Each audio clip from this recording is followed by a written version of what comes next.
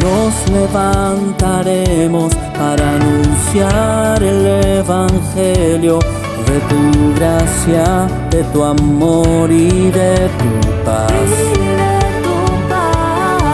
Eres Cristo el dador de la vida. Eres Dios a quien yo voy a adorar. Y tu pueblo hoy viene a alabarte. Y tu iglesia no deja de buscarte. Queremos más de ti, Señor. Inúndanos con tu amor. Tú eres Cristo para las naciones.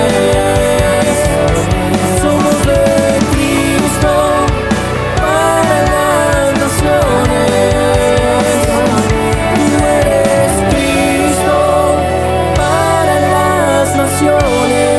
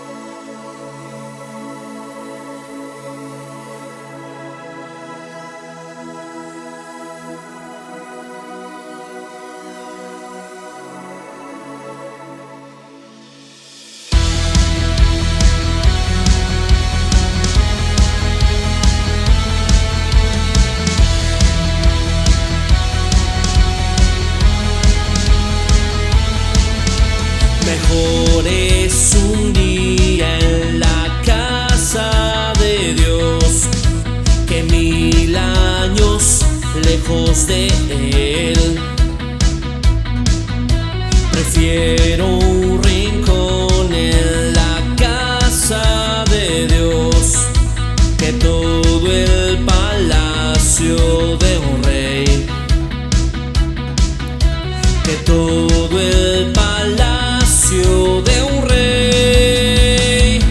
Y ven conmigo a la casa de Dios, celebraremos juntos su amor y haremos fiesta en honor de aquel que nos salvó.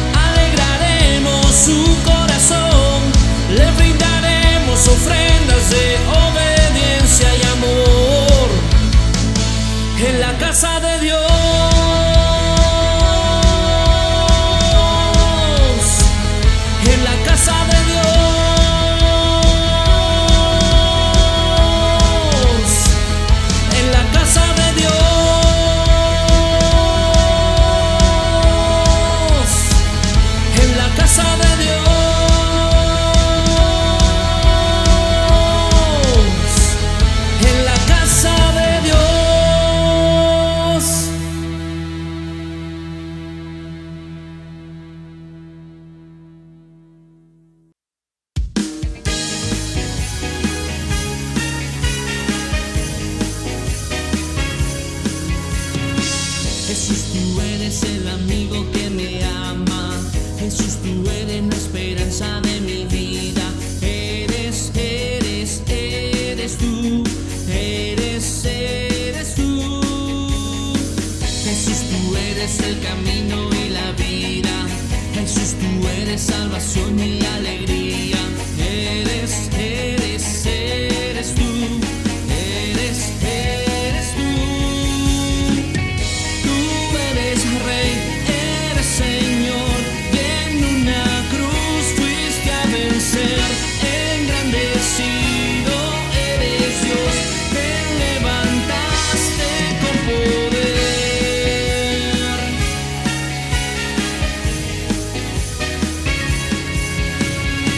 Jesús, tú eres el amigo que me ama. Jesús, tú eres la esperanza de mi vida. Eres tú. Eres tú. Jesús, tú eres el camino y la vida. Jesús, tú eres salvación y alegría. Eres tú. Eres tú. Tú eres Rey, eres Señor, y en una cruz fuiste a vencer. Engrandecido eres Dios, te levantaste con poder.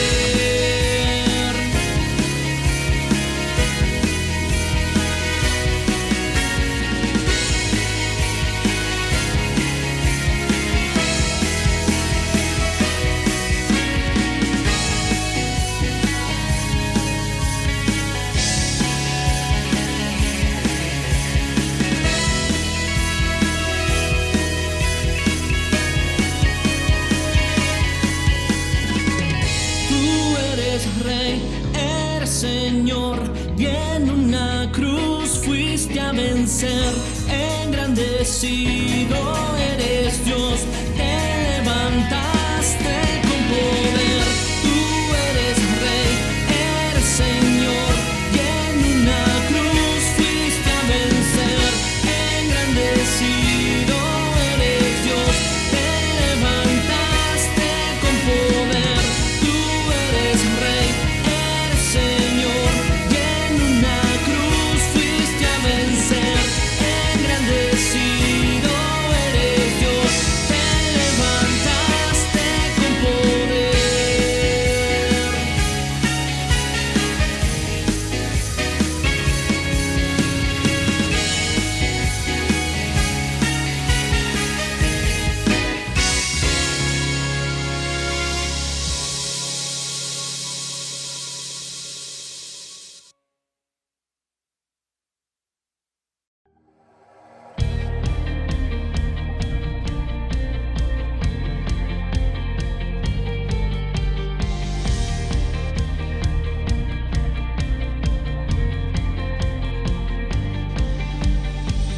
Poderoso, invencible, admirable, grande, fuerte Dios, Rey de reyes, asombroso, incomparable.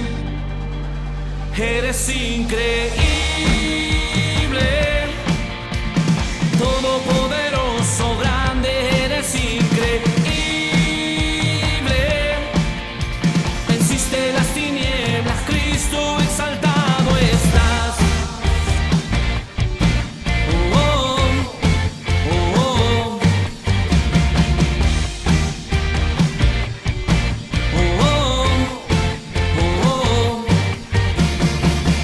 Poderoso, invencible, admirable, grande, fuerte Dios, Rey de reyes, asombroso, incomparable. Eres increíble, todopoderoso, grande, eres increíble. Venciste las tinieblas, Cristo, eres increíble, todopoderoso, grande, eres increíble. Venciste las tinieblas, Cristo exaltado estás. Oh, oh.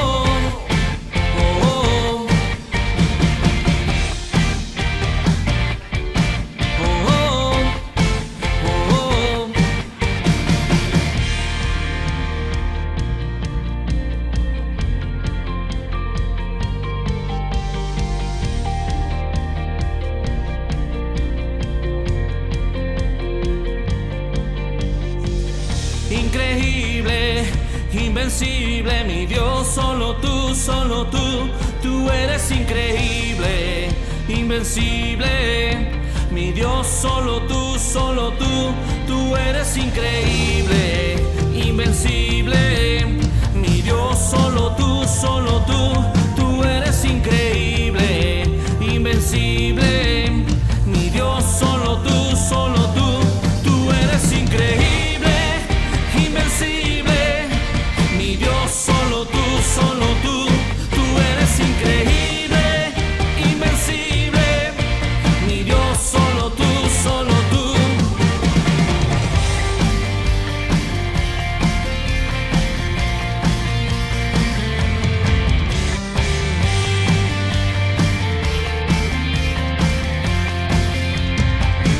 Eres increíble,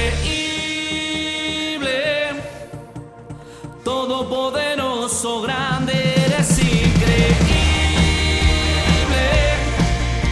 Venciste las tinieblas, Cristo, eres increíble. Todopoderoso, grande, eres increíble. Venciste las tinieblas, Cristo, exaltado estás. Mi Dios, solo tú eres increíble, invencible. Mi Dios, solo tú eres increíble, invencible. Mi Dios, solo tú.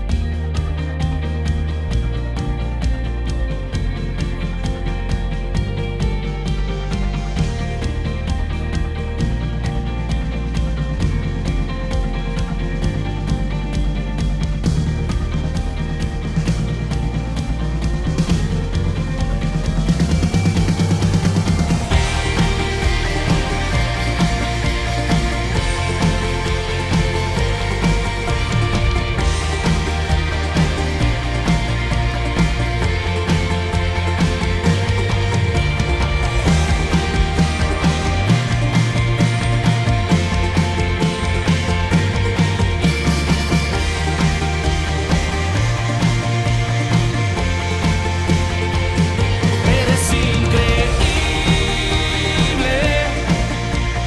todopoderoso, grande, eres increíble. Venciste las tinieblas, Cristo, eres increíble. Todopoderoso, grande, eres increíble. Venciste las tinieblas, Cristo, exaltado estás. Mi Dios, solo tú eres increíble, invencible. Mi Dios, solo tú eres increíble, invencible. Mi Dios, solo tú.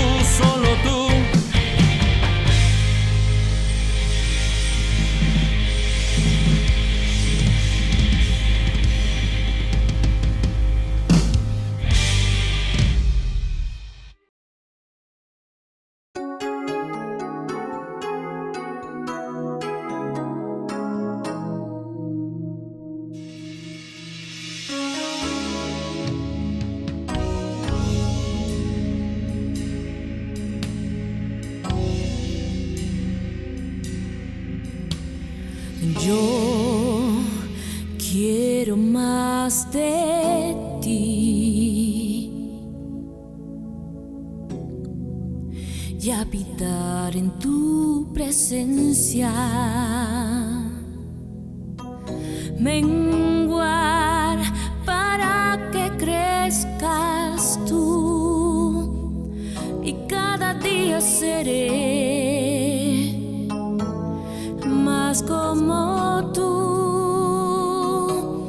Quebranta mi corazón, quebranta mi vida, te entrego mi voluntad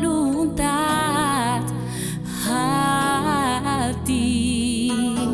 Todo lo que soy, Señor, todo cuanto tengo es tuyo. Yo quiero menguar para que crezcas tú.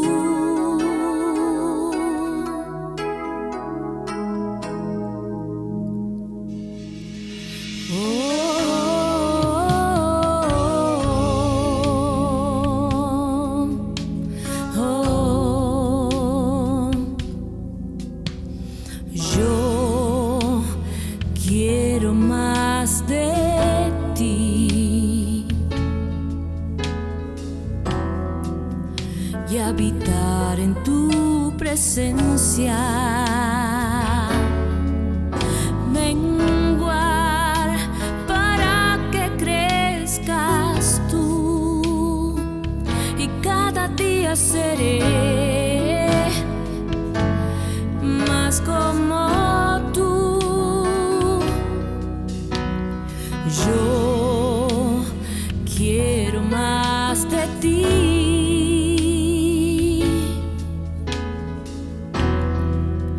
y habitar en tu presencia, menguar para que crezcas tú, y cada día seré más como tú. Quebranta mi corazón, quebranta mi vida, te entrego mi voluntad a ti. Todo lo que soy, Señor, todo cuanto tengo es tuyo. Yo quiero menguar para que crezcas tú.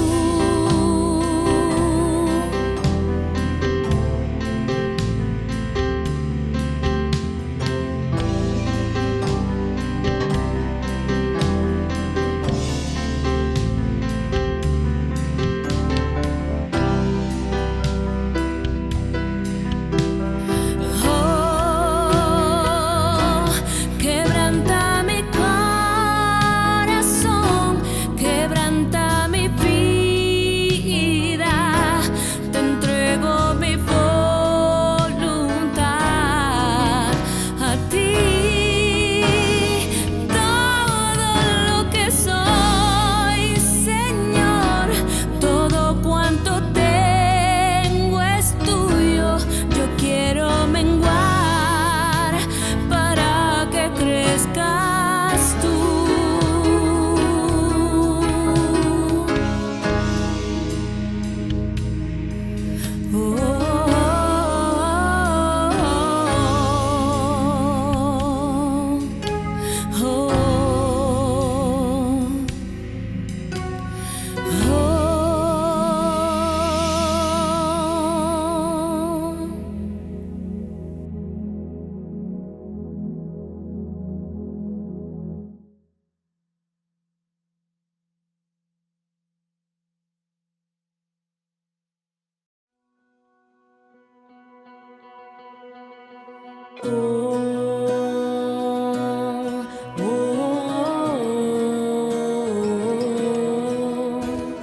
Cuán gloriosa es tu gracia, Señor.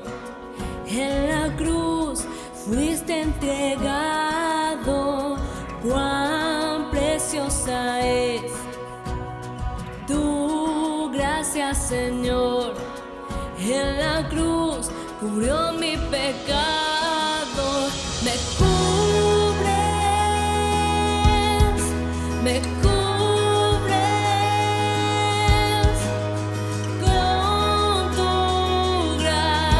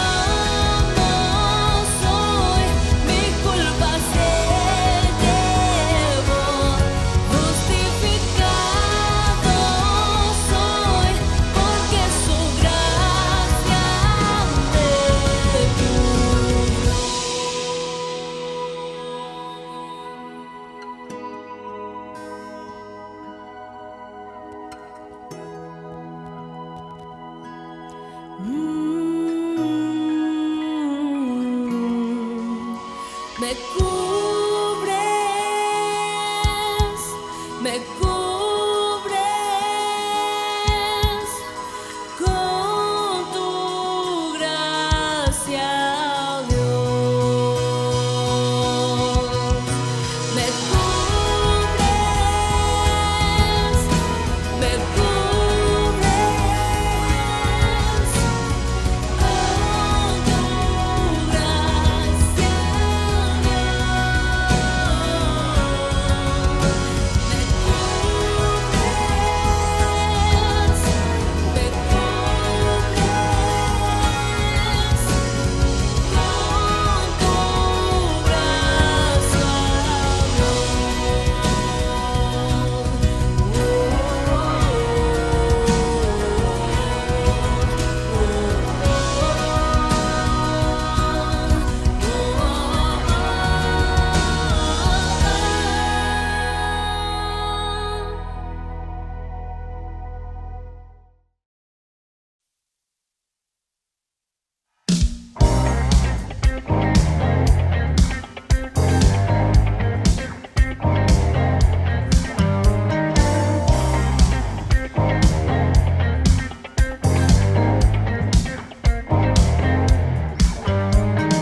todas las naciones hablan de tu nombre, todo ser creado confiesen que eres Dios. Todas las criaturas se rinden a tu nombre, todo el firmamento confiesen que eres Dios. Confesamos que tú eres santo, confesamos que tú eres digno, confesamos que tú eres santo, inigualable eres tú. Tu nombre es Cristo, Dios poderoso, tu nombre es digno, Rey asombroso. Tu nombre es Cristo, Dios poderoso, tu nombre es digno, Rey asombroso.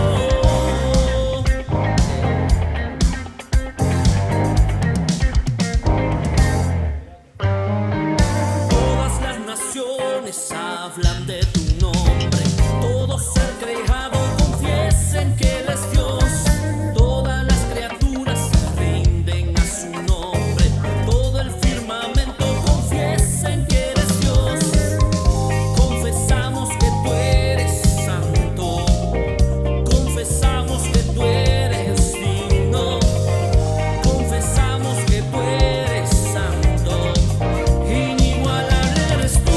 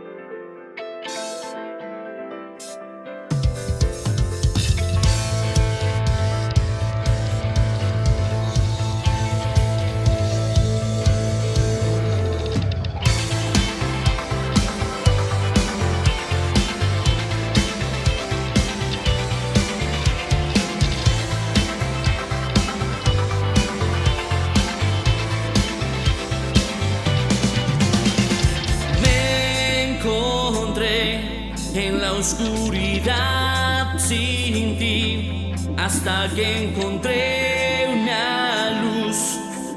Fue tu luz, oh Jesús. Y en la cruz, en ella encontré a Jesús. Me diste tu vida y yo volví a nacer. Y ahora yo te cantaré mientras viva. Te cantaré hasta mi último suspiro. Te alabaré, eres la fuente de mi alegría. A ti cantaré mientras viva. Te cantaré hasta mi último suspiro. Te alabaré, eres la fuente de mi alegría. A ti cantaré. Me encontré en la oscuridad sin ti, hasta que encontré una luz. Fue tu luz, oh Jesús. Y en la cruz, en ella encontré a Jesús. Me diste tu vida y yo volví a nacer. Ahora yo te cantaré mientras viva. Te cantaré hasta mi último suspiro. Te alabaré, eres la fuente de mi alegría. A ti cantaré mientras viva. Te cantaré hasta mi último suspiro. Te alabaré, eres la fuente de mi alegría. A ti cantaré.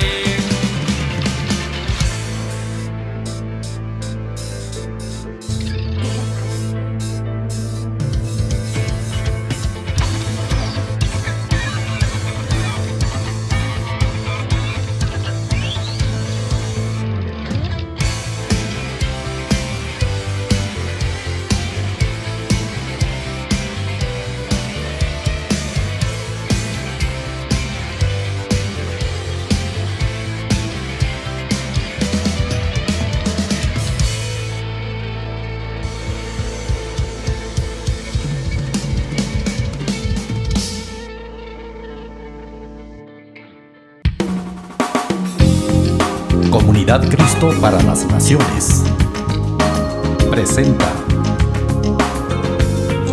Culto Evangelístico con el pastor Rubén Erazo. Bienvenidos. Gloria al nombre de Jesús. Muy buenas noches, amados hermanos en Cristo. Que el Señor los bendiga mucho. Estamos una vez más en una de nuestras acostumbradas sesiones de enseñanza los días jueves. Gloria a Dios, comenzamos 7:30. Agradecemos a Dios que nos da la vida para estar aquí por el lado de ustedes escuchando y por mi lado compartiendo y enseñando. Y vamos pues a seguir en este estudio que estamos en el Evangelio según San Marcos. El día de hoy, mis amados, hay una buena palabra, una palabra muy bendecida para todos ustedes. Y va a estar, la lectura va a estar en San Marcos capítulo 14. Si pueden abrir sus Biblias, San Marcos capítulo 14, de los versículos 32 al 42. Marcos capítulo 14, del 32 al 42. Y se titula la palabra de hoy, Jesús en Getsemaní, ¿verdad? Jesús en Getsemaní. Así que vamos a orar, vamos a entregar esta predicación, vamos a pedir a Dios que sea propicio a nosotros y que en esta hora derrame su Espíritu Santo y derrame luz sobre nosotros para darnos comprensión, gracia y entendimiento. Gloria a Dios. Querido Cristo, Dios Todopoderoso, por tu sangre preciosa venimos a tu presencia, sabiendo, Dios, que solamente tu Espíritu Santo puede dar la palabra, puede dar el entendimiento, puede dar la luz, puede dar la comprensión. Derrama tu Espíritu, pues, en esta hora y abre nuestros ojos para ver, nuestros oídos para oír y nuestro corazón para entender. Alúmbranos Llévanos al arrepentimiento, llévanos a la comprensión de cosas profundas, llévanos al entendimiento de misterios que nos permitan vivir una vida práctica de santidad, de humildad, de obediencia. Que esta palabra produzca cambio en nuestra vida, que esta palabra nos redarguya, que esta palabra nos exhorte, pero que también nos consuele, nos sane, y que estas palabras que son espíritu y son vida, por estas palabras seamos llenos de la unción del Espíritu Santo, Padre. Háblanos a todos, a mí también, y permítenos en esta enseñanza, Jesús en Getsemaní, poder ser claros y que tu revelación poderosa sea sobre cada corazón. Renueva nuestra mente y aquí estamos para recibir de ti, Padre Celestial. Gracias por el tiempo de alabanza y gracias porque te seguimos alabando y glorificando por medio de la predicación. En el nombre glorioso de Jesús. Amén, gloria a Dios. Vamos entonces a Marcos capítulo 14, versículos 32 al 42. Ya tienen todas sus Biblias abiertas. Jesús en Getsemaní. Dice así la palabra. Vinieron pues a un lugar que se llama Getsemaní y dijo a sus discípulos, sentaos aquí, entre tanto que yo oro. Y tomó consigo a Pedro, a Jacobo y a Juan, y comenzó a entristecerse y a angustiarse. Y les dijo, mi alma está muy triste hasta la muerte. Quedaos aquí y velad. Yéndose un poco adelante, se postró en tierra y oró que si fuese posible pasase de él aquella hora. Y decía, Abba, Padre, todas las cosas son posibles para ti. Aparta de mí esta copa, mas no sea lo que yo quiero, sino lo que tú. Vino luego y los halló durmiendo y dijo a Pedro, Simón, ¿duermes? ¿No has pedido velar una hora? Velad y orad, para que no entréis en tentación. El espíritu a la verdad está dispuesto, pero la carne es débil. Otra vez fue y oró, diciendo las mismas palabras. Al volver, otra vez los halló durmiendo, porque los ojos de ellos estaban cargados de sueño, y no sabían qué responderle. Vino la tercera vez, y les dijo, dormid ya y descansad, basta, la hora ha venido. He aquí el Hijo del Hombre es entregado en manos de los pecadores. Levantaos, vamos. He aquí se acerca el que me entrega. Gloria a Dios. Gloria a Dios. Esta es la primera parte de esta pequeña serie de Jesús en Getsemaní. Me parece que van a ser 2 o quizás 3. Vamos a ver todavía conforme se vaya desarrollando la enseñanza. Gloria a Dios. Vamos primero a analizar unos términos, porque si no entendemos estos términos, estos conceptos, no vamos a comprender. Tenemos que ver los conceptos, el contexto, gloria a Dios. Entonces todos sabemos qué cosa es Getsemaní. Getsemaní es aquel espacio, aquel lugar en el cual Jesús es entregado por Judas. Y se puede decir que es el lugar donde prácticamente comienza el martirio de Cristo. Ya el martirio comienza, ¿verdad? El martirio de Cristo empieza aquí, por lo que vamos a ver ahora, y este es el momento de prueba, pues, que Jesús va a tener que enfrentar para salvarnos a todos nosotros. Habíamos dicho de que vamos a ver algunos conceptos, por ejemplo, ¿qué significa Getsemaní? Porque se llama el huerto de Getsemaní. Acá no lo menciona como huerto, sino un lugar que se llama Getsemaní. En otro lugar se le conoce como el huerto de Getsemaní. Mire qué curioso. Getsemaní es una palabra hebrea que significa prensa de aceite. Es decir, la prensa de aceite es una máquina que funciona a presión, ¿verdad? Tú aplastas los granos a la aceituna, el olivo, los aplastas y los aplastas de tal manera que el olivo bota su aceite natural. Así es como se obtiene el famoso aceite de oliva. Y es una enseñanza ya de por sí maravillosa saber el concepto de Getsemaní, Porque ustedes saben que aquí en Getsemaní comienza la tribulación, la prueba. En Getsemaní comienza esta presión que Jesucristo está sufriendo, esta presión emocional, esta presión, no digo opresión, sino presión. Esta presión emocional, psicológica, que comienza a venir sobre Jesús, esta tribulación tan grande que comienza a venir sobre él, nos habla casualmente de esta palabra Getsemaní, porque es gracias al sacrificio de Cristo, y este sacrificio comienza en Getsemaní, es gracias al sacrificio de Cristo que la unción vino a la humanidad. Si Cristo no hubiera muerto en la cruz, ninguno de nosotros podría tener el Espíritu Santo. Cristo dijo, recibiréis poder cuando haya venido sobre vosotros el Espíritu Santo. Gloria a Dios. Ahora, la Biblia también dice que no, el Espíritu Santo no había venido sobre ninguno porque Jesús no había sido aún glorificado, Jesús no había ascendido a la gloria.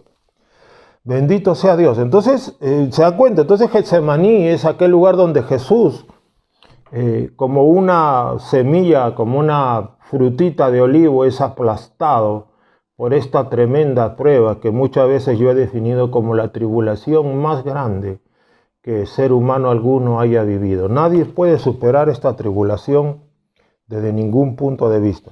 Entonces Jesucristo es literalmente aplastado y prensado por la aflicción, por la tribulación, por la crucifixión, por el sufrimiento. Y así es como Jesús libera, ¿verdad?, la unción. El aceite de oliva es tipo de la unción. Así como Jesús, es como que Jesús suelta sobre la humanidad, digámoslo mejor así, esta unción poderosa. Sabemos que sin la sangre de Cristo nadie puede ser lleno del Espíritu Santo.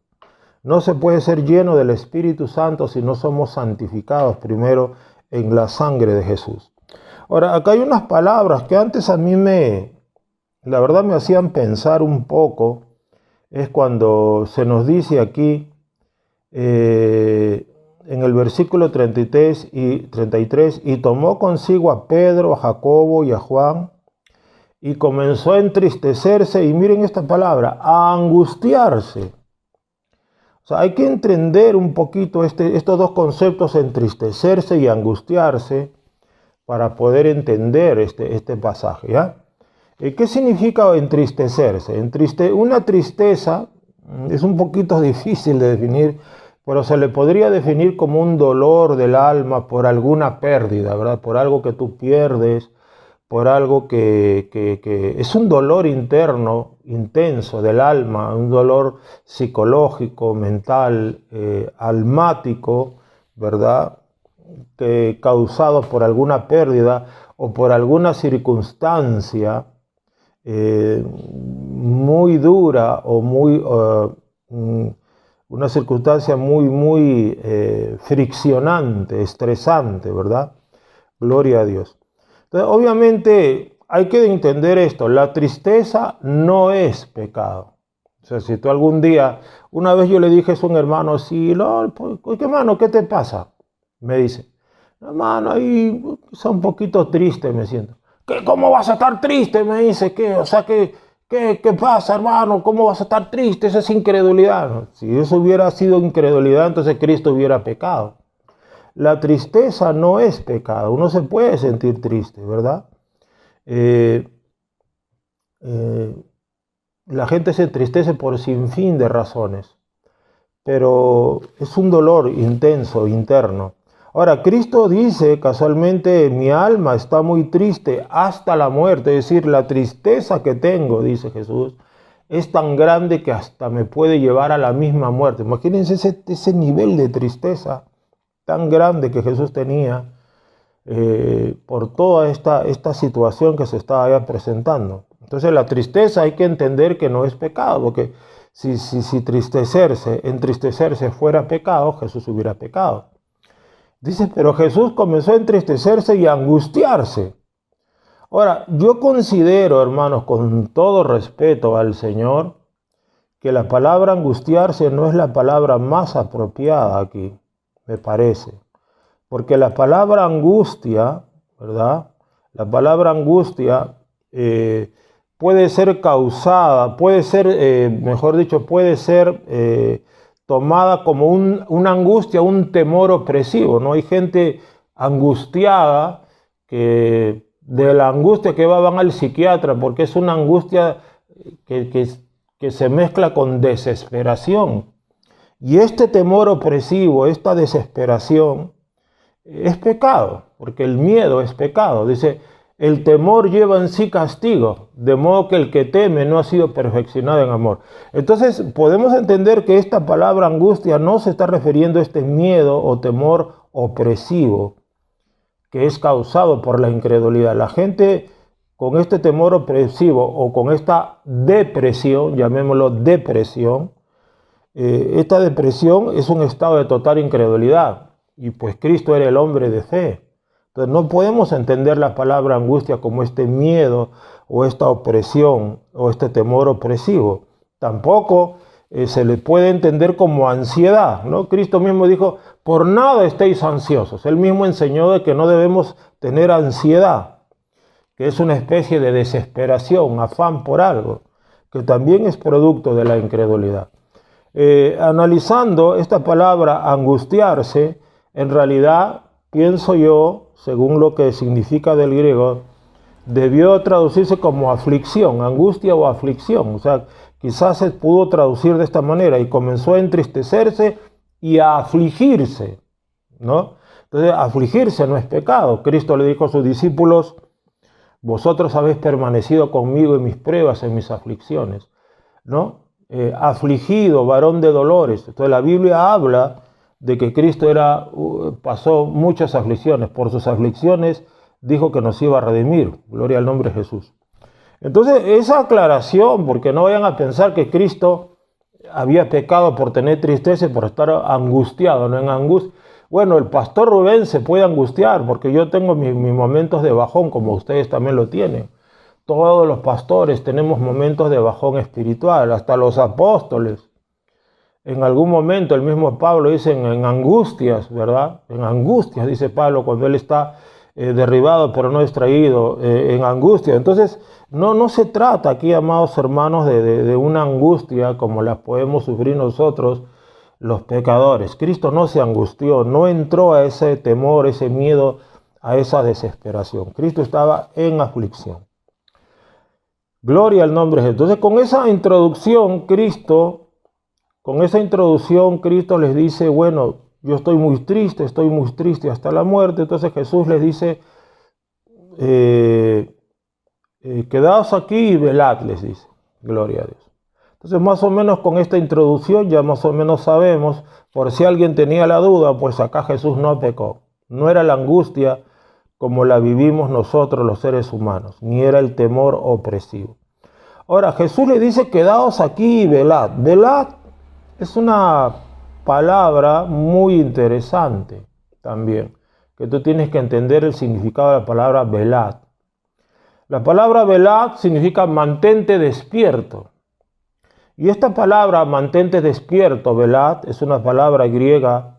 De la palabra griega, miren, es una palabra curiosa, la palabra gregoreo o gregoreo, de ahí vendrá el nombre que Gregorio, que significa manténganse despiertos, velad, mantenga, Gregorio, manténganse despiertos. Es como cuando Cristo en Mateo 24:42, y se acuerdan ese capítulo 24 de San Mateo, cuando Jesús habla proféticamente acerca de los eventos de los tiempos finales, la gran tribulación, las pestes, las plagas, etc. Entonces aquí Cristo le dice, velad pues, porque no sabéis a qué hora ha de venir vuestro Señor. Acá Cristo está hablando del arrebatamiento, también se le velad, tienen que estar despiertos.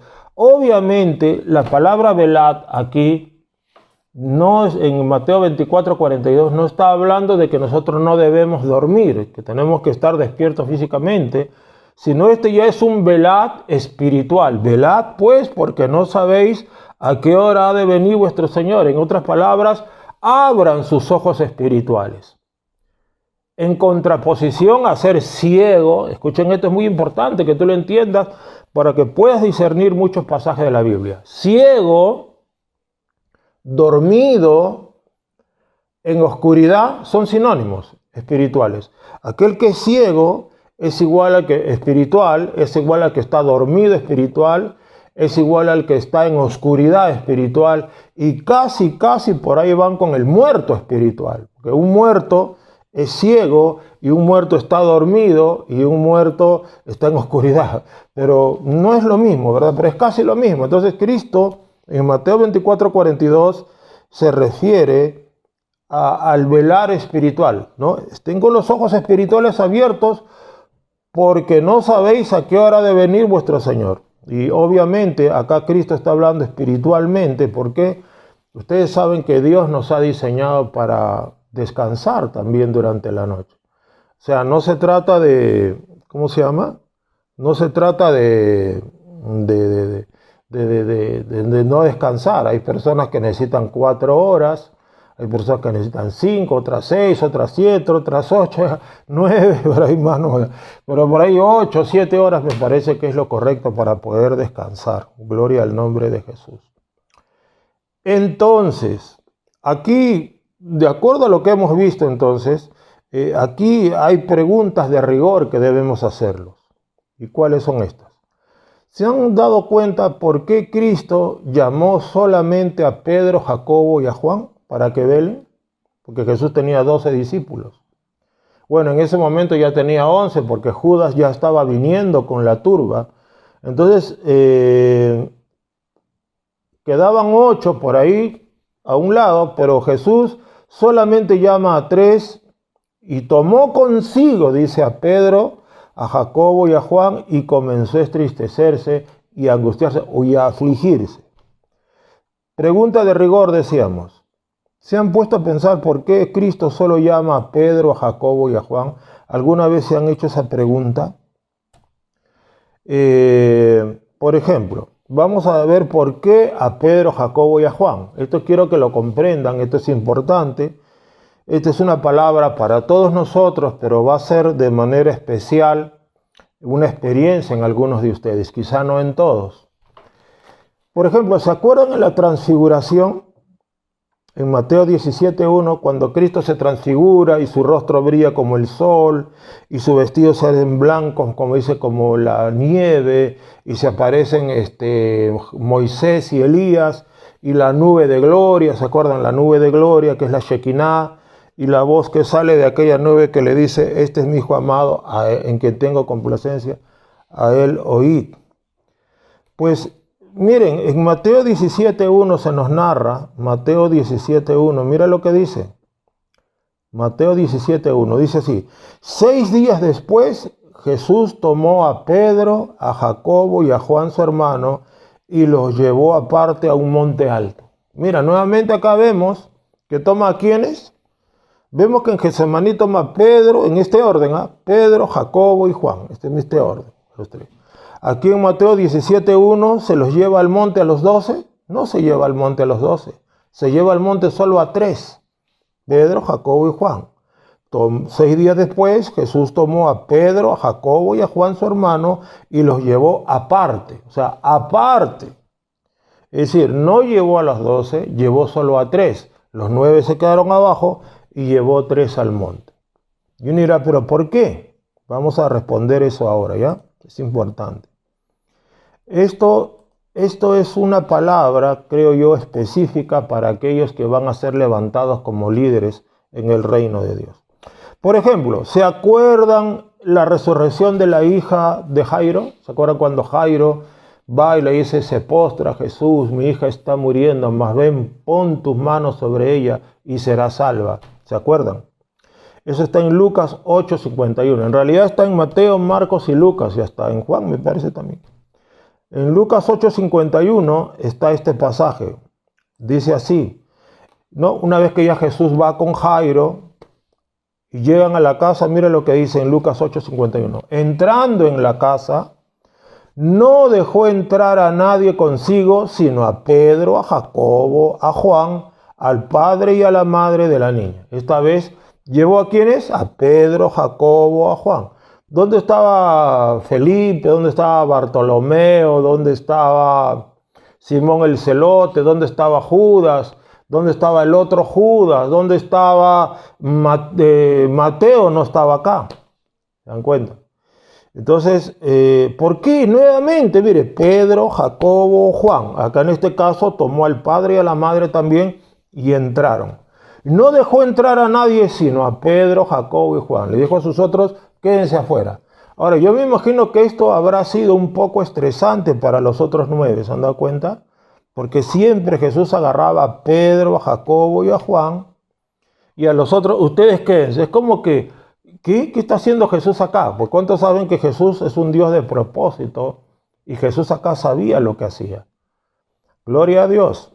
Miren, ya van, ¿cuántos casos vamos viendo? 3 casos. La pregunta de rigor que estamos viendo es ¿por qué Cristo siempre llama a Pedro, a Jacobo y a Juan? ¿Se acuerdan, por ejemplo? ¿Se acuerdan? Ya hemos visto la hija de Jairo también. ¿Se acuerdan, por ejemplo, cuando Jesús habla proféticamente de los tiempos finales? Es decir, Mateo 24, cuando habla de la gran tribulación, de las pestes y plagas, de las guerras y rumores de guerra, la abominación desoladora. Eso lo hemos estudiado en este mismo libro de Marcos, lo hemos estudiado en Marcos 13, ¿se acuerdan?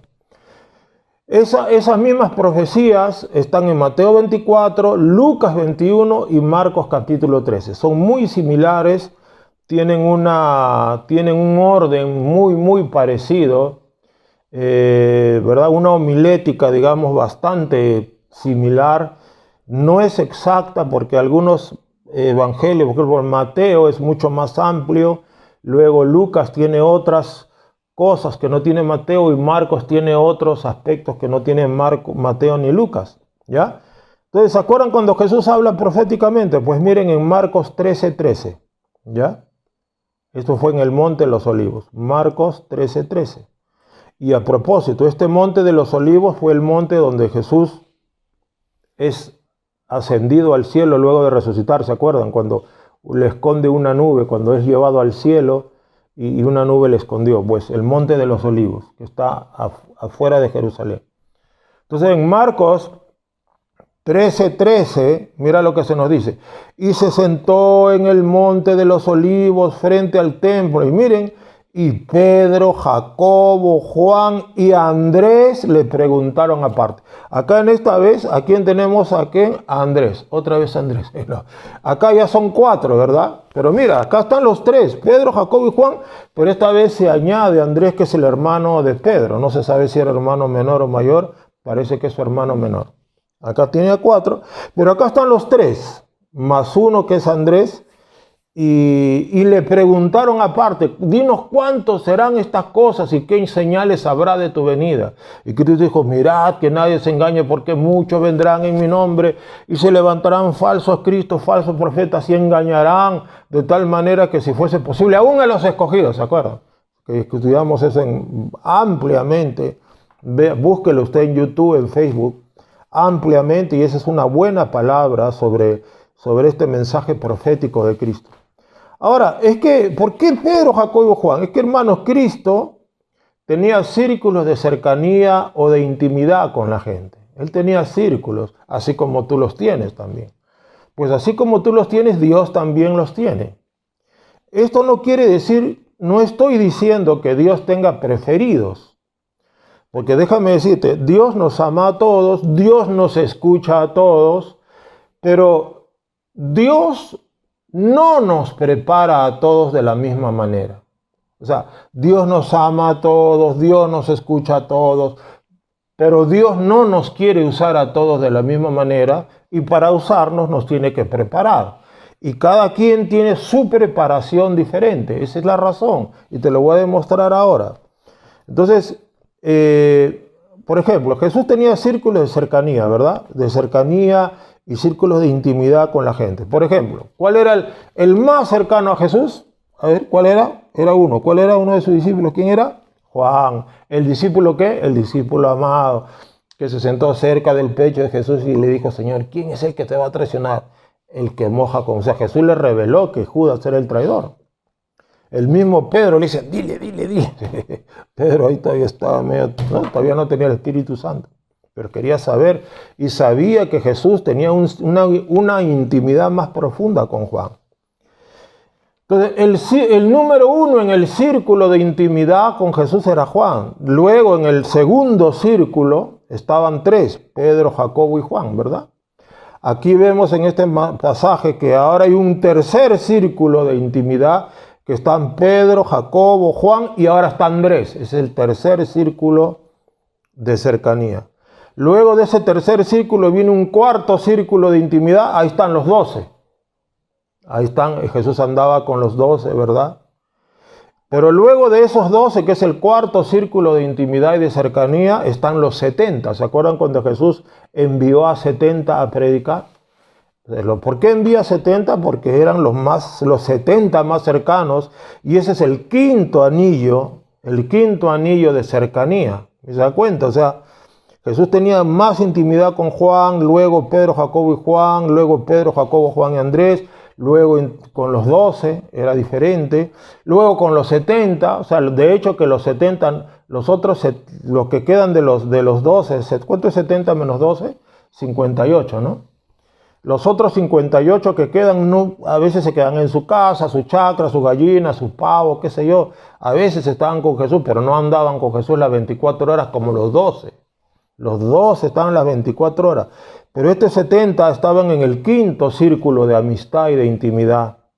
Luego de estos 70 vemos un grupo de 120 en Pentecostés, que el día que cayó el Espíritu Santo, ¿cuántos eran los que estaban ahí en el aposento alto? 120. Dice que eran como 120, o sea que este es el sexto círculo de amistad, de intimidad. Y luego ya en el 7, mira qué curioso, el 7 siempre se da. En el séptimo círculo, Jesús y el 7 se dan cuenta que siempre están vinculados. Los 7 espíritus de Dios y los 7 cosas abomina Jehová, y aún 6, algo así. Entonces, el séptimo círculo están los 500 que lo despiden. ¿Se acuerda cuando Jesús resucita y los lleva al monte de los olivos y dice que es alzado al cielo y una nube le tapó, ¿verdad? Ese es el monte de los olivos. Ese último círculo, que son el círculo de los 500, son los que ya le despiden, ¿se da cuenta? Por los 500 no andaron con Jesús las 24 horas, ni los 120. Ellos ocasionalmente veían a Jesús, ocasionalmente le seguían, ni los 70. Pero ya de los 12, del cuarto círculo, los 12, luego Pedro, Jacobo, Juan y Andrés, Pedro, Jacobo, Juan y hasta Juan. Esos 12 son los que ya andan con Jesús las 24 horas durante 3 años y medio, que son tiempos y la mitad de un tiempo, ¿se acuerdan? Entonces, vemos que Jesús tenía círculo. ¿Por qué tenía Jesús círculo de cercanía con la gente? ¿Qué característica tiene una relación íntima entre dos personas? ¿En qué se caracteriza? Cuando una persona tiene intimidad, una amistad profunda, ¿en qué consiste esa intimidad, esa amistad? ¿Qué pasa entre esas dos personas que son cercanas? ¿Qué hay? Se comparte, ¿verdad? Se abre el corazón, se revelan secretos.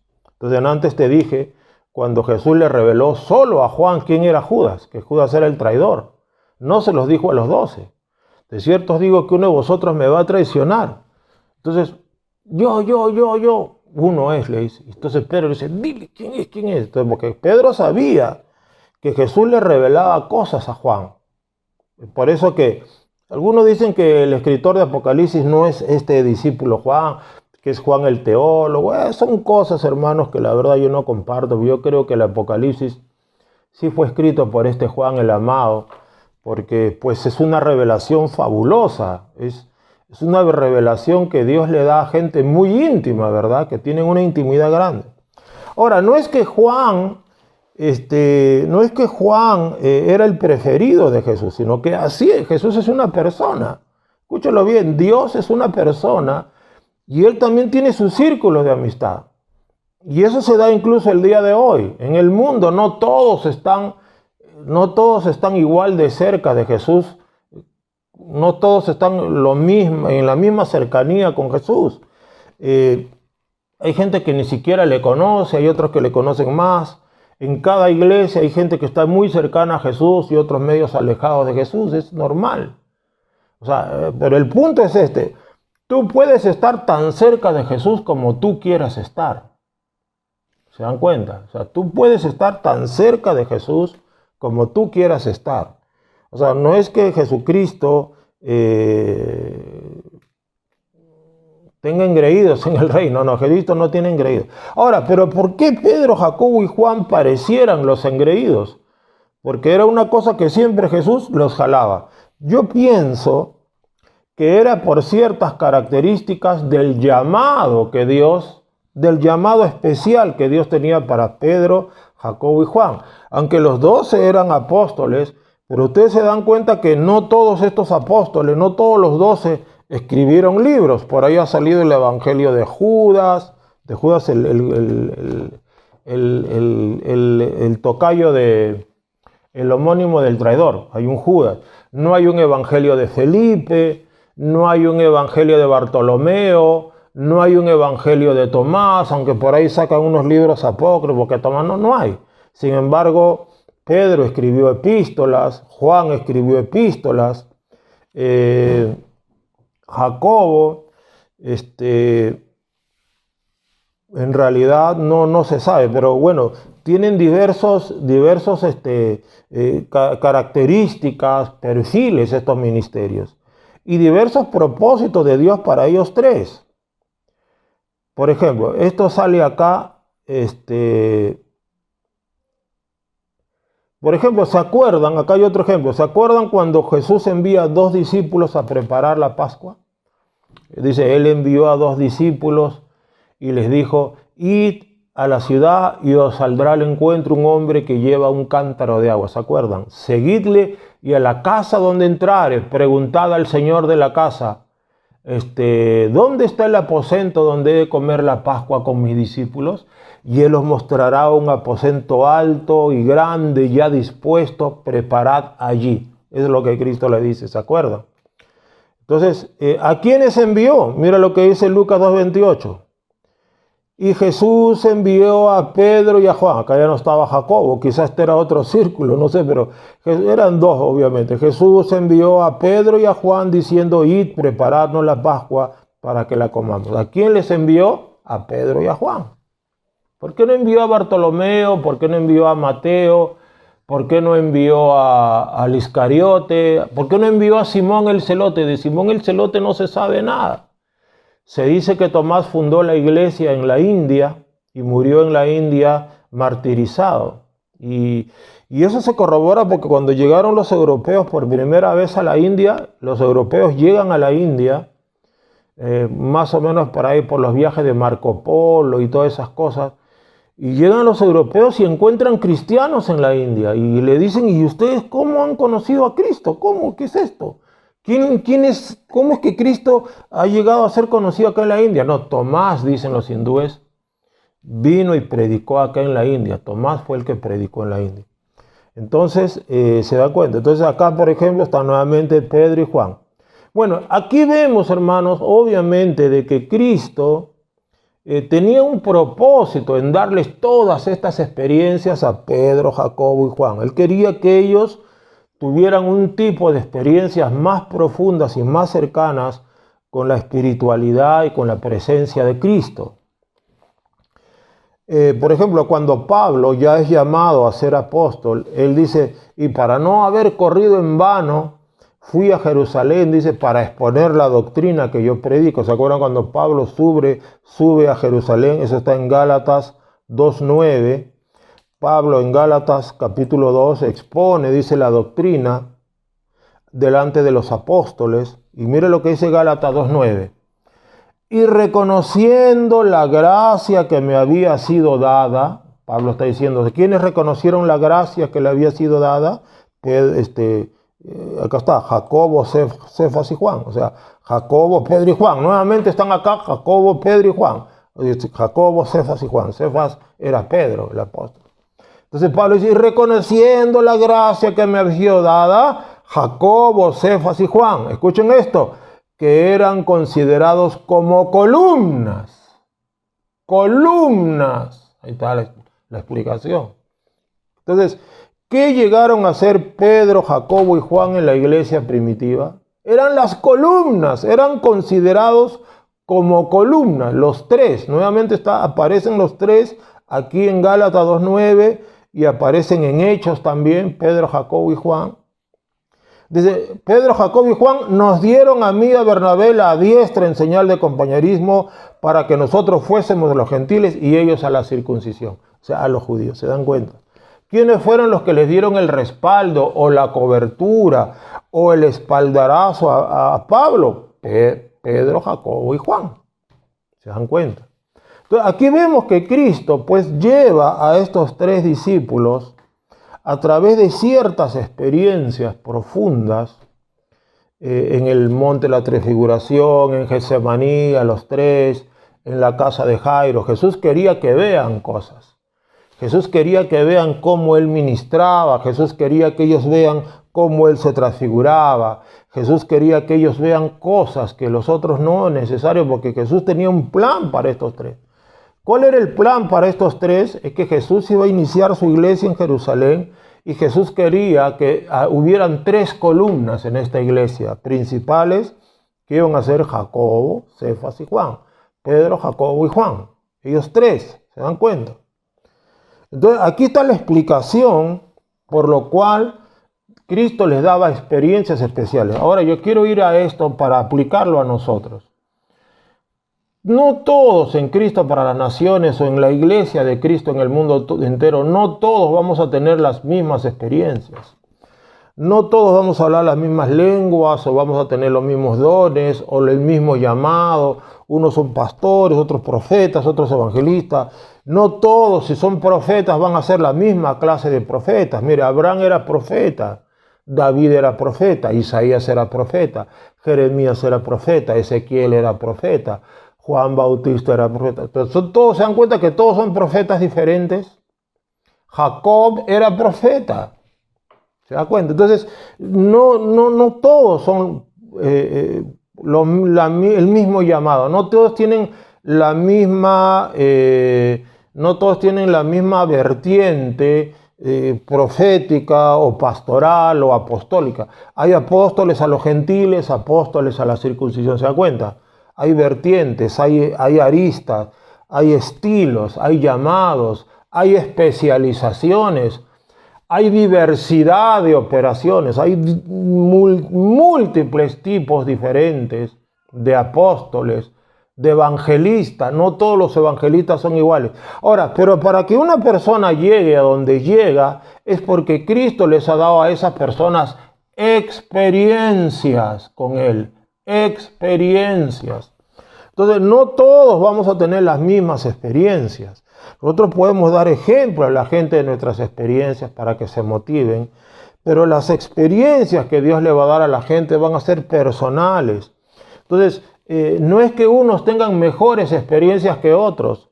Dice la Biblia, grandes son las obras de Jehová, buscadas de todos los que las quieren. Mire, grandes son las obras de Jehová, buscadas de todos los que las quieren. Si tú quieres ver las obras de Dios, si tú quieres tener experiencias con Dios, tú tienes que pedírselas. Dile, Señor, yo quiero tener una comunión profunda contigo, íntima. Quiero tener experiencias poderosas contigo. ¿Por qué no se lo pides? No dice la Biblia, no tenéis porque no pedís. Lo que pasa es que hay mucha gente que realmente no le importa tener experiencias con Dios. O sea que su lado religioso parece que pesa un poco más sobre lo que realmente es su hambre, su deseo y su necesidad.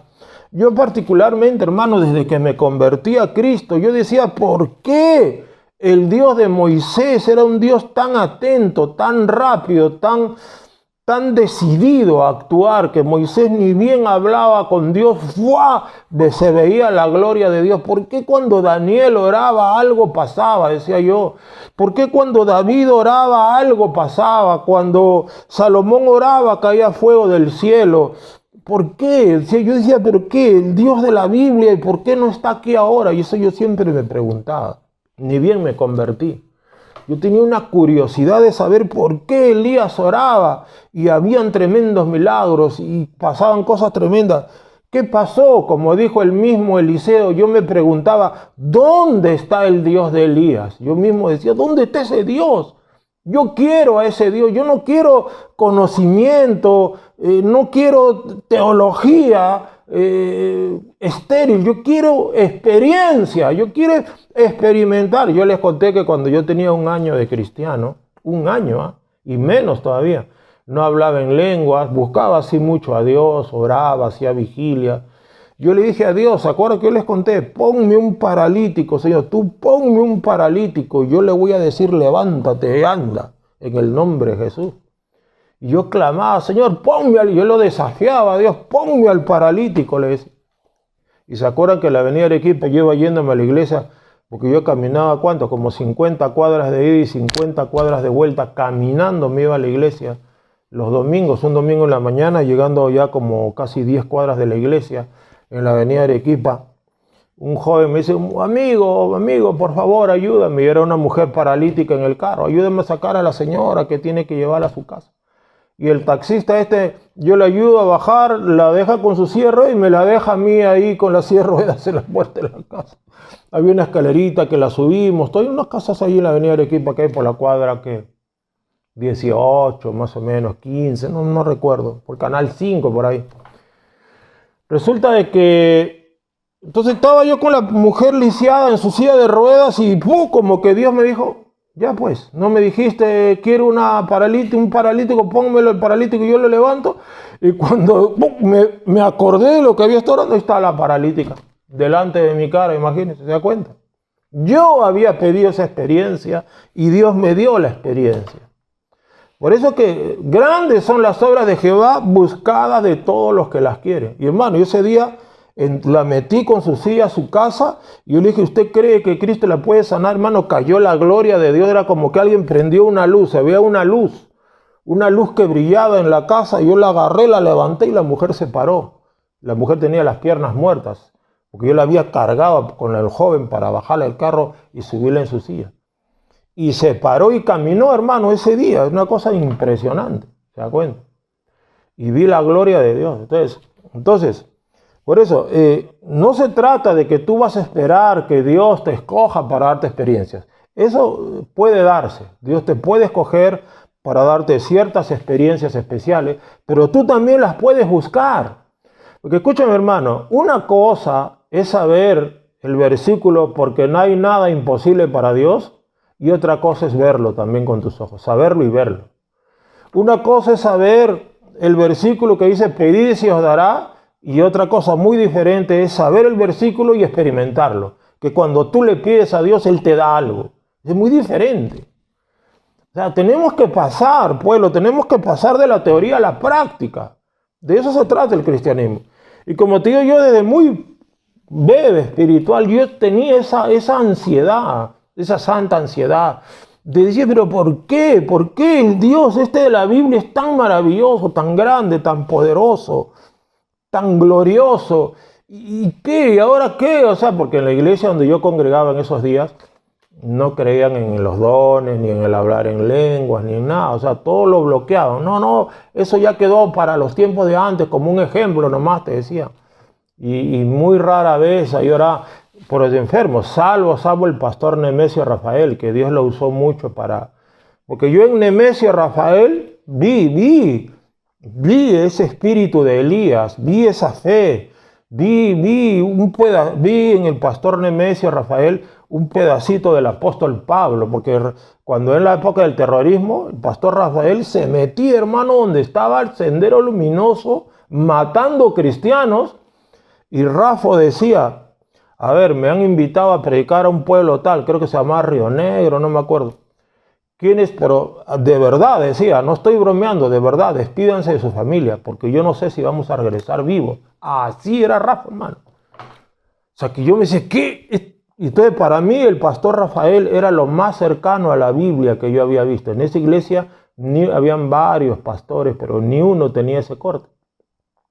Entonces Rafa era como esos cristianos, yo le digo Rafa de cariño, el pastor Rafael era como uno de esos cristianos antiguos, ¿se da cuenta? Entonces yo vi en él eso, o sea, al ver yo en ese discipulado, porque él me discipuló, él es mi padre espiritual, al ver yo en eso en él, yo me agarré de eso y dije, no, ese Dios sí es real. Entonces jalé esa escuela del pastor Rafael, él me impartió esa visión, me impartió esa fe. Entonces, oren siempre por el pastor Rafael. Él como todos nosotros necesitamos, yo oro por él todos los días. Hay que orar por el pastor Nemesio mucho. Él necesita también como todos nosotros. ¿Se da cuenta? Entonces, pero en el momento en que yo ya decía, no hay, eso no existe, por ahí lo encontré con el pastor Nemesio Rafael. Ahí comencé a escuchar de Gigi Ávila. Me cuenta Gigi Ávila también un tremendo ungido de Dios. Escuché de Morris Cerulo, o sea, comencé a escuchar los videos de Morris Cerulo y me devoraba sus revistas. Me llegaban revistas de Morris Cerulo en inglés, me llegaban, porque yo mandaba una ofrendita mensual para que me lleguen las enseñanzas de Morris, porque Morris te enseñaba, y ¿sabe cómo se llamaba su revista? Productores de pruebas. En otras palabras, Morris te entrenaba para que tú eches fuera demonios, sanes enfermos, ores por lluvia. ¿Cuántos alaban la gloria de Dios? ¿Se están gozando o no? Para que tú ores por lluvia, para que resucites muertos, para que levantes lisiados. O sea, cuando ya yo entro, o sea, como que el pastor Nemesio Rafael fue ese puente que me llevó a Morris Cerulo, que ya Morris, ¿verdad? Me presentó, porque Morris Cerulo pues, es un siervo que ya está en la gloria. Es un judío que él se crió en un orfanato judío. Andaba con su rulito, su cosita negrita acá. Pero Morris Cerulo tenía pues sus revistas, Productores de Pruebas se llamaba su revista. Y ahí todo te enseñaba. Cuando tú estés con un enfermo, acá está este versículo, acá se dan cuenta. El pastor Rubén tiene también ese corte. O sea, el pastor Morris me impartió también a mí su unción. Entonces, y cuando reprendas al diablo, usa este versículo. Entonces, Morris te llevaba a eso. Y yo vi que Morris también era de esa gente que eran productores de pruebas. Donde iba Morris Cerulo, habían prodigios, señales, visiones. Entonces, todo eso a mí me impartió. El pastor Nemesio Rafael también tenía visiones, revelaciones poderosas. O sea, Nemesio Rafael, Gigi Ávila, que bueno, a Gigi él lo escuchaba, pero no me impartió. Pero Morris sí me impartió sus experiencias. Y yo decía, ese hombre tiene experiencias con Dios. Ese hombre tiene... Entonces yo me pegué a Morris por largo tiempo, ya cuando el pastor Nemesio se fue a Estados Unidos o andaba predicando, ya yo un poco perdí el contacto, quizá ese tiempo con él. Yo me pegué a Morris y mandaba mi ofrenda a Morris Cerulo. Yo mandaba finanzas a Morris y estábamos en contacto con Morris Cerulo. Entonces había un grupo acá en Lima de hermanos que estábamos en contacto y Morris nos escribía y nos mandaba videos, audios de conferencias que él daba. Entonces, ¿se da cuenta? Entonces yo me pegué a eso y ese hambre que yo tenía cuando estaba prácticamente como oveja sin pastor, ese hambre de ver al Dios vivo, yo quería que ese Dios de Elías nuevamente, cuando Elías dice a mi palabra, se abrirán los cielos y caerá la tormenta, la bendición. Entonces, gracias a Dios, mire, yo siempre desde que me convertí tuve ese deseo y ese anhelo. Y para la gloria de Dios, no sé si Dios te habrá dado testimonio, pero yo sí, hermanos, no te voy a decir que todos los días, pero yo sí veo la gloria de Dios. Yo veo la gloria de Dios, yo la veo.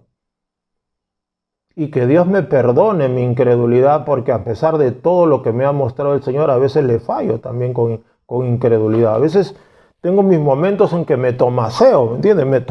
Me tomaseo y sí, tengo mis luchas, mis batallas también, pero yo sí puedo decir que veo la gloria de Dios. He visto docenas, centenas, quizás miles de personas sanas, gente liberada, endemoniados liberados. He visto un montón de cosas en mi vida, lluvias, sequías, ¿se acuerdan? Cosas de múltiples formas. He visto la gloria de Dios en mi vida personal. He visto la gloria de Dios en mi hijo, que me lo desahuciaron. O sea, he visto la gloria de Dios de formas impresionantes y yo me gozo de saber que el Dios que yo creo es el Dios viviente. Lo he visto también dándome chicote, así literal. O sea, he visto que cuando yo he hecho algo que a él no le ha agradado, he tenido mi momento, como dice, me dio la chiripiol, casi mis 15 minutos de carnalidad, y lo he visto a él también corregirme, hermano, mandándome un azote. Y cuando él azota, da una, pero duele. Y si te quiere dar 2 o 10 o 20, ya es cosa de él, pero lo he visto azotándome. Y eso también es una experiencia. Porque yo he sabido que Él me había azotado por cosas que yo hice que no le agradaron. Digo, hasta en eso yo me asombré, dije, wow, qué tremendo es el Señor. O sea, Él es tan pendiente, pero del más íntimo pensamiento y sentimiento, ¿me entiendes? O sea, tener esa experiencia de entender que Él me ve, Él es el viviente que me ve, como dice el libro de Génesis, ¿no? El pozo del viviente que me ve. Yo tengo la experiencia de saber que Él es el viviente que me ve, que me analiza, que me escudriña. A Él no se le escapa ni una palabra mía. A Él, escúchelo, a Él no se le escapa ni una miradita mía que tenga que mirar donde no deba de mirar. No se le escapa. O sea, Él me tiene marcado así. Me tiene marcado el Señor, así me tiene. Y a veces, claro, a mi carne no le gusta, ¿no? Yo quisiera un poco de relajo, pero no, Él me tiene así. Y eso es una experiencia, porque es el Dios vivo. O sea, es impresionante, es una cosa increíble saber que el Dios vivo te tiene marcado así. Como decían los antiguos, al ver que me tiene. Entonces, da cuenta. Entonces, hermano, todo va a depender mucho de ti. Él tiene muchas experiencias que darte a ti, pero tú vas a tener que buscarlas. Tú vas a tener que darle a ese tema. Tú vas a tener que entrar al tema de tus experiencias, porque déjeme decirle, el Padre, el Hijo y el Espíritu Santo, este Dios trino en el cual hemos creído, es el Dios viviente. Ya saca esa religiosidad de tu mente y ya pasa de la teoría a la práctica. Busca al Dios vivo. Buscadme y viviréis, dice el Señor. Mirad a mí todos los términos de la tierra. Tierra, alégrate, no temas, porque Jehová hará grandes cosas. Cristo dijo, de cierto os digo, que el que en mí cree, las obras que yo hago, Él las hará también, y aún mayores hará, porque yo voy al Padre. Gloria a Dios. Entonces, amados, tenemos a este Dios. Él quiere darte experiencias. Por eso Él escogió estos tres para levantarlos como columna. Y le dio experiencias para que esas experiencias los llevaran a ser columnas de la iglesia de Jerusalén. Ahora, Él también quiere darte experiencias especiales para que salgas de la teoría y entres al terreno de la práctica. Porque la teoría, hermano, teoría la tiene el Papa Bergoglio, teoría la tiene la Madre Teresa de Calcuta, teoría la tiene hasta los que predican a Buda, hermano, en el mundo. Tiene la teoría, saben el evangelio más que muchos cristianos. Los musulmanes a veces. Los musulmanes también tienen teoría. Hablan, pero ese Alá no hace ni un solo milagro, ni uno solo. No ha sanado ni un solo enfermo, ni ha dado vista ni un solo ciego, no ha mandado una gota de lluvia, ni ha restaurado ni un solo hogar. Ese Alá no hace pero nada de nada, que es el diablo, no hace nada. Pero tu Dios, el Dios de la Biblia, el Cristo de la gloria, Él es el omnipotente. Este es el verdadero Dios y la vida eterna.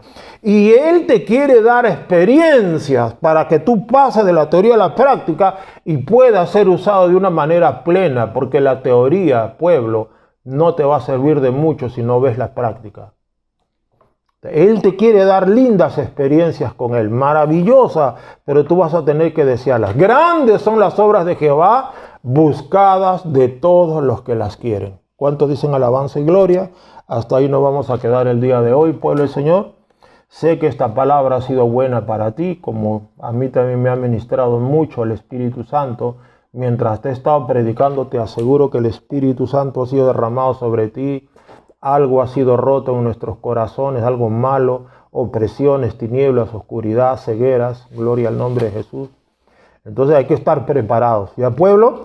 Bendito sea Dios. Entonces aquí tenemos la primera parte de esta enseñanza. Jesús en Getsemaní, parte 1. Esta primera pregunta de rigor hemos contestado: ¿por qué Pedro, Jacobo y Juan? Y la segunda falta: ¿por qué les ordenó Jesús a sus discípulos? Velad entre tanto que yo voy. Velad. ¿Qué quiso decir Jesús con velad? Eso lo vamos a ver, Dios mediante, en la segunda, quizás hasta la tercera parte, no lo sé. Vamos a ver cómo nos ordenamos con las enseñanzas, porque yo voy avanzando y voy preparando, ¿ya? Gloria a Dios, pueblo del Señor. Vamos a orar y luego vamos a dar los anuncios. Ya, querido Cristo, te damos gracias en esta hora por tu palabra. Gracias porque tú nos das grandes y maravillosas experiencias contigo. Nos das gloriosas manifestaciones. Hemos aprendido, Señor, esta maravilla, Señor, de este pasaje de Marcos capítulo 14. Estas preguntas hemos estado respondiendo para que tu pueblo se goce, Señor, en tu salvación, para que tu pueblo se goce en tu amor, se goce en tu sangre, de saber, Señor, que tú fuiste prensado por la aflicción, por la tristeza, por el dolor, por la tribulación, para que la unción del Espíritu Santo, Señor, fluya sobre nosotros. Gracias te damos, Cristo, por ese Getsemaní. Gracias te damos, Padre, por ese Calvario. Gracias te damos por ese monte de la calavera, Señor. Gracias, Cristo, por resucitarnos contigo y sentarnos contigo en lugares celestiales. En esta hora rogamos, Señor, rompe toda opresión, ceguera, atadura y cadena en tu pueblo. Derrama tu Espíritu Santo sobre tu iglesia. Vivifícanos, avívenos, abre nuestros ojos para ver, nuestros oídos para oír, nuestro corazón para entender. Líbranos, Señor, de ser ciegos espirituales o dormidos o tenebrosos, cristianos tenebrosos. No sea así. Ayúdanos ahora y derrama poderosamente el Espíritu Santo sobre tu pueblo. Que tu pueblo busque esas obras grandes de Jehová, que tu pueblo se interese por la manifestación del Dios vivo. Que tu pueblo se interese por la manifestación de tu presencia, porque a cada uno le es dada la manifestación del Espíritu para provecho, Señor. A cada uno le es dada la manifestación del Espíritu para provecho, pues que a cada uno le sea dada esa manifestación de tu presencia, del Espíritu Santo. Activa los dones, activa la fe, bendícenos y nos multiplicaremos en gran manera. Glorifica a tu iglesia, Cristo para Naciones. Glorifícanos con tu amor, glorifícanos con tu poder, glorifícanos con tu santidad, glorifícanos con la unción para que nosotros te podamos glorificar a ti. Glorifícanos con una unción de arrepentimiento, de luz, para que te podamos nosotros glorificar a ti. Como Cristo dijo, glorifica a tu Hijo para que también tu Hijo te glorifique a ti. Glorifícanos pues con tu presencia y nosotros te glorificaremos a ti. Cristo Jesús, gracias. En tus manos ponemos esto y rogamos que tú le des experiencias potentes y gloriosas a tu iglesia. En el nombre de Jesús, y todos decimos amén y amén. Bien, iglesia amada, entonces no se olviden este domingo a las 10 en punto de la mañana. Estamos en Lucas 5:40. No llegues tarde, por favor. El Señor Jesucristo está ahí esperándonos. Seamos puntuales porque ese es respeto al Señor también. Ya comenzó la escuela, pero todavía pueden matricularse. Llamen a nuestra hermanita Roxana González o a mi esposa también, la pastora, llámenla. Y todavía me parece que tienen chance de poder comenzar. No te pierdas, aprende la palabra de Dios, porque la fe viene por oír la palabra de Dios. Y ustedes saben que en Cristo para Naciones enseñamos una palabra que te saca de la teoría y te lleva a la práctica. De eso se trata la escuela ministerial. Usted sabe que nuestra escuela no es teoría, palabritas, que el mar de Galilea era de tal color. No, a nosotros nos importa el color del mar de Galilea. A nosotros nos importa que cuando Cristo estaba en el mar de Galilea algo pasaba allí, ¿me entiendes? Entonces esta escuela ministerial está diseñada para eso, para llevarte la teoría a la práctica. Está el libro de fe, ¿verdad? Está el justo por la fe vivirá. Bien, pueblo, la gracia con todos ustedes. Ahí nos vemos con el gozo del Señor este domingo 10 en punto de la mañana. No te lo pierdas. Cuídense y el Señor los siga bendiciendo. Amén y amén.